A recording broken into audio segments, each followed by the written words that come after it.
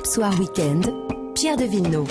Avec autour de la table, journaliste politique à Europe 1, Jacques Serret, avec l'essayiste Maxime Yedot, le consultant et enseignant Philippe Gobert et l'ancienne secrétaire d'État à la jeunesse qui aujourd'hui est essayiste, Jeannette Bougrab. On parle effectivement de cette vaccination obligatoire. Point d'interrogation, évidemment. Je mets un gros point d'interrogation Stabilo Bossi. On parle aussi de l'hydroxychloroquine et le chantre de cette hydroxychloroquine, il fallait bien que ça arrive.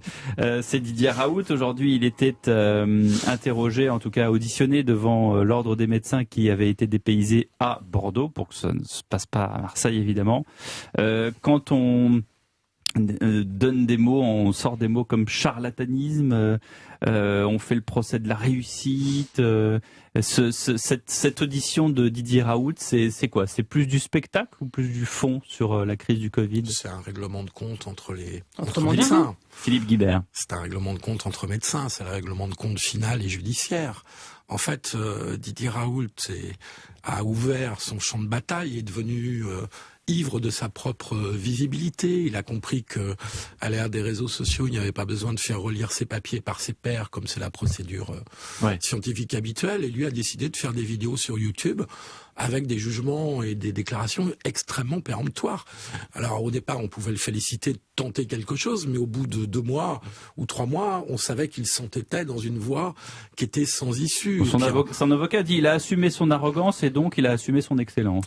Oui, et son avocat étant un défenseur des anti-vax et des anti-passes sanitaires, c'est quand même révélateur que Didier Raoult aille choisir un avocat dans cette frange de l'opinion. Donc il a encore le droit de choisir son avocat. C'est encore une provocation de plus? Oui, bien sûr que c'est une provocation de plus. Mais je trouve qu'il a une vraie responsabilité, parce que c'est lui qui a lancé le concours des oracles, qui a fait beaucoup de mal à ce pays. Tous les médecins, Didier Raoult, tous les médecins et les épidémiologistes de ce pays ont commencé à faire leurs pronostics sur la 2e vague, la 3e vague. Je vous rappelle qu'à l'été 2020, il y avait une partie des scientifiques qui disaient on n'aura jamais de 2e vague. D'ailleurs, Didier Raoult aussi. Bon, là, on en est à la 4e, peut-être la 5e. Oui. Donc, alors, je peux vous voir un témoignage de présentateur. Je peux vous dire que là, en l'occurrence, au tout début de l'épidémie, on en interrogeait un, puis un 2e, puis un 3e ou un 4e. Il n'y en a pas un qui disait la même chose. Et certains membres du gouvernement sur les masques, c'est aussi... Sincèrement, c'est un mode de gestion en fait de la crise, parce que moi je suis assez sceptique sur cette manière de procéder entre des mises en examen de ministres et je pense à Agnès Buzyn qui est restée 1 mois pendant cette crise ou pendant le mois où elle était, il n'y a pas eu un mort en fait. On lui fait peser. Elle était en campagne municipale d'un côté. Non, mais le sujet n'est. Enfin. Si, le sujet c'est ça, c'est qu'elle est partie pour faire la campagne municipale. Si, c'est quand même ça. Il a raison, Maxime Yedot. Non, la seule chose, c'est que par exemple, regardez y compris Olivier Véran disait, les masques, c'est pas utile, il faut ouvrir la fenêtre, il faut aérer vous avez surtout Sibeth Ndiaye qui disait moi je suis ministre, je sais pas me servir d'un masque. Oui, mais lui sur le masque aussi, parce qu'on était en pénurie, sincèrement. Et donc, je trouve que la manière de gérer en réalité nos carences en matière de politique publique, d'incapacité à anticiper des graves crises, et donc on voit bien que cette judiciarisation, parce que c'est ça, parce qu'on vous parle pas de l'ensemble des autres. Donc moi je suis gênée. Je n'attaquerai pas et faire relire par ses pairs. Il est arrivé à l'âge de la retraite, en fait. Donc quand vous êtes, et on peut lui reprocher des choses, mais il a créé quand même quelque chose à Marseille. On peut pas du jour au lendemain, attaquer comme ça les gens en disant que c'est des charlatans. Oui, moi je pense que c'est regrettable cette séquence finalement, parce que ça n'a qu'un mérite, c'est d'attiser les haines entre les pros et les anti-docteurs Raoult finalement. En fait, il arrive près de la retraite, il s'est passé ce qui s'est passé, mais il n'est pas le seul à avoir dire des âneries si on considère que c'est des âneries. Et au final, à quoi bon au final sa carrière elle est terminée. J'ai l'impression que ça rigole du côté gauche du studio. Il y a plusieurs choses qui Maxime Yedot, avec lesquelles je suis pas d'accord. Quand on parle de la judiciarisation du débat public, il y a d'une part une certaine judiciarisation du débat public avec des associations qui portent plainte contre des personnes avec qui elles sont pas d'accord. Ça c'est un problème. Maintenant concernant la mise en examen de certains ministres, c'est autre chose, parce que à quel moment les ministres sont mis devant leurs responsabilités, surtout quand on part en campagne et on lui reproche même pas tellement d'être parti en campagne, mais d'avoir dit dans toutes les radios et télé possibles que la France était prête, que c'était une petite épidémie de rien du tout, quand l'enquête du Monde révélait qu'elle envoyait des textos à Olivier Véran pour dire qu'on n'allait pas s'en sortir. C'est plus le mensonge alors qu'elle savait qu'on lui reproche. Et concernant Didier Raoult, je pense que l'excuse de la retraite a ses limites, parce que si plusieurs médecins ont dit beaucoup de bêtises, notamment certains qui disaient que l'économie ça se rattrape, allez demander à tous ceux qui ont perdu leur emploi ou leurs affaires familiales, et pas un séjour en réanimation, on embrasse Gilles Pialou, ça c'est une chose. Maintenant que Didier Raoult, il n'y a pas que seulement son espèce d'ego pendant la crise du Covid, il y a notamment ses méthodes de facturation plus que louches à Marseille, il y a également les essais. Chacun de lui faire confiance au final. Non mais là on parle pas d'une question de confiance, là on parle de choses totalement illégales qui ont été révélées dans Le Monde, l'Express, Mediapart, qui révélaient une méthode de surfacturation qui était assez honteuse. 2, on parle d'essais notamment cliniques sur la tuberculose qui n'avaient été. Non, mais c'est pas sur ça qu'il est. Moi, je suis tout à fait d'accord. Ce qui est grave, mais c'est un tout. Non, parce que là, devant l'ordre devant ses pairs, c'est pas sur le volet qui va être un volet pénal, à savoir des essais sans l'aval de l'agence. Oui. Ça, c'est extrêmement grave. Nationale de sécurité des médicaments. Donc ça, c'est très grave. Mais par contre, ces prises de position publique, parce qu'en réalité, ce qu'on lui reproche lors des médecins, c'est ça, en fait. C'est l'espèce de bulle qu'il a eu médiatique. Oui, mais c'est ce que dit Philippe Guibert est également vrai, c'est-à-dire qu'il y a peut-être une jalousie de certains médecins. Il y a certaines personnes qui ont vu Didier Raoult cet été à bord d'un yacht gigantissime dans le sud de la France, à bord avec des personnes dont on ne sait pas, voilà, qui étaient en train de déjeuner avec elle. On sait que ça, pour le coup, je pense que c'est une notoriété publique. C'est un homme d'affaires hors pair, et il y a sans doute, je pense, et je vais dans votre sens, Philippe Guibert, il y a cette jalousie, je pense, des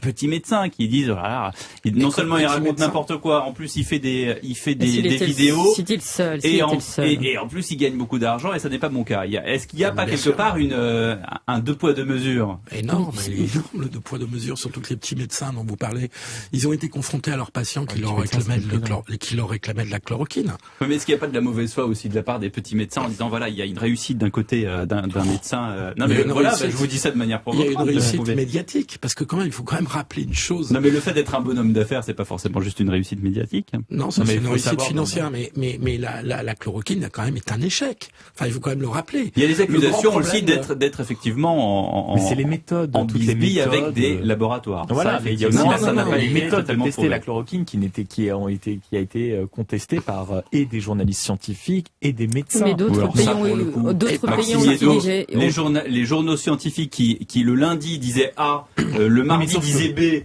et puis le mercredi disait finalement c'est pas. Honnêtement, je peux vous dire, avec le recul du Covid-19 qu'on a ici tous commenté dans cette radio, je peux vous dire que quand on a critiqué de Lancet pour avoir retiré l'article sur l'hydroxychloroquine notamment, sauf que quand on dézoomait, on apprenait que le Lancet faisait régulièrement des retraits d'articles après de plusieurs vérifications. Le problème, c'est que c'est là-dessus c'est basé la décision. C'est comme le gouvernement au début de la crise qui finalement disait attendez, on navigue à vue avec le Covid. Et là-dessus, effectivement, ils ont raison. Il y a quand même eu 50 études en dehors de celle du Lancet qui effectivement était problématique. Il y a eu 50 études. Enfin, tout le monde a testé la chloroquine partout dans le monde. Donc, il y a eu des études dans tous les hôpitaux, dans tous les grands centres. Si ça avait été le bon médicament, vous croyez que c'était au début de la crise. C'était au début de la crise. C'était au début de la crise. Attendez, je termine. Il y a eu 50 études qui prouvaient que la chloroquine n'avait pas d'effet.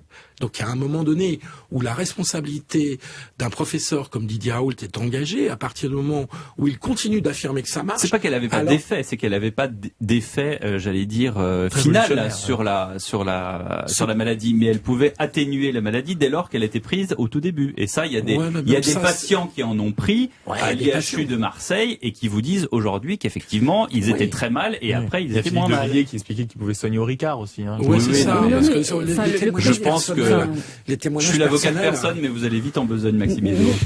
Emmanuel Macron. Les témoignages personnels ne remplacent pas quand même les études très nombreuses. Enfin, il y a eu des études très nombreuses de fait sur ce traitement. Et donc la conclusion, c'est que ça apporte pas grand-chose. Mais Philippe Guibert, il y a eu des études qui ont été faites sur les éoliennes, qui sont très très nombreuses aussi, et qui vous disent qu'elles sont absolument pas néfastes pour la santé. Allez interroger des gens qui ont été interrogés par nos journalistes d'Europe 1, et qui vous diront qu'il y a eu. Moi, je suis surpris qu'un médicament que tout le monde connaissait avec une notoriété qui est devenue mondiale de Didier Raoult, si ce médicament avait le moindre intérêt, je suis surpris qu'aucun pays au monde ne l'ait utilisé. Jacques, faites-nous l'arbitre, parce qu'on est tous en train de s'étriper là.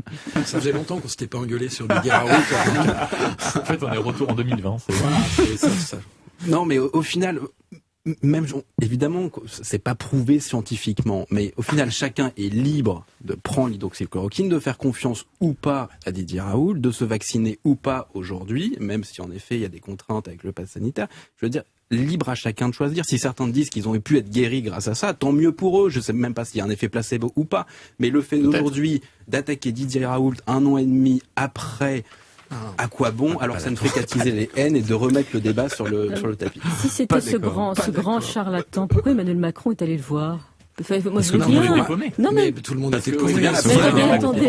Si Emmanuel Macron est allé le voir, je rappelle qu'Olivier Véran, de A à Z, a tenu bon, par exemple, sur Il y l'hydroxychloroquine. avait une rumeur comme On quoi peut- il fallait faire soigner quelqu'un, non? Oui, il y avait, c'était seulement une rumeur, apparemment. Parce que, non, mais lui a Comme vous tenu êtes le bon droit en à des disant qu'il ne rumeurs, céderait Maxime pas, Mézot. il ne céderait, bien sûr, il ne céderait, vous êtes propriétaire de ce Oui.